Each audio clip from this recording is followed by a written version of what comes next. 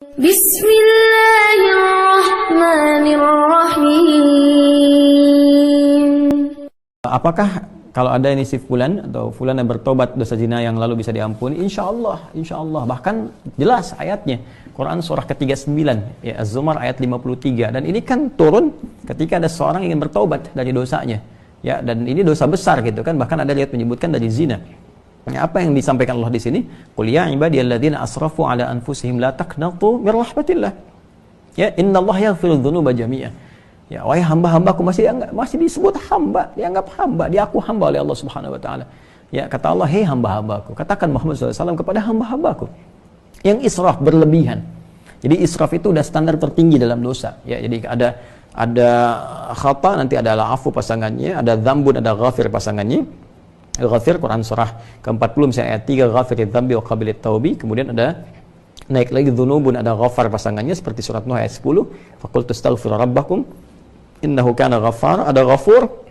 Kalau naik lagi dzunubun ma'adh-dzulmi, jadi khata'un, dzambun, dzunubun ma'adh-dzulmi pasangannya ghafur, kemudian israf pasangannya rahim. Ya, israf pasangannya apa? Rahim. Makanya disatukan di Al-Baqarah ayat 286 kan? Rabbana la tu'akhidna in nasina aw akhtana khata'. Rabbana wa la tahmil 'alaina isran kama hamaltahu 'alal ladzina min qablina. Itu dzambun dan dzunubun ma'adh-dzulmi. Rabbana wa la tuhammilna ma la taqata lana bih, seperti israf. Wa'fu 'anna, al-'afwu, waghfir lana, ghafir, ghaffar dan ghafur, warhamna, rahim. Nah, tingkat tertinggi ini dosa-dosa besar, seperti zina kan dosa besar. Yang membunuh dosa besar. Maka kata Allah, "Qul ya ibadiyalladzina asrafu 'ala anfusihim," hai hamba-hambaku yang pernah berbuat israf.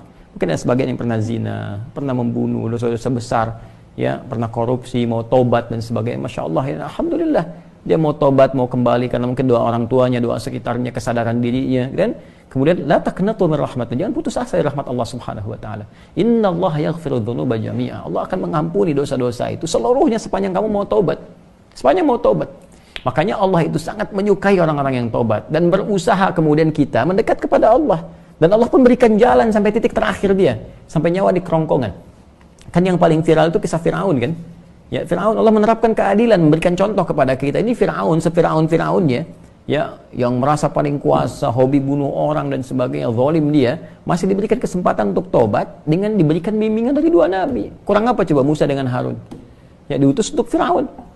Ya, idhaba ila fir'auna innahu tagha. Datanglah kepada Firaun, dakwahi dia dengan penuh kelembutan. Dia sudah mulai menyimpang.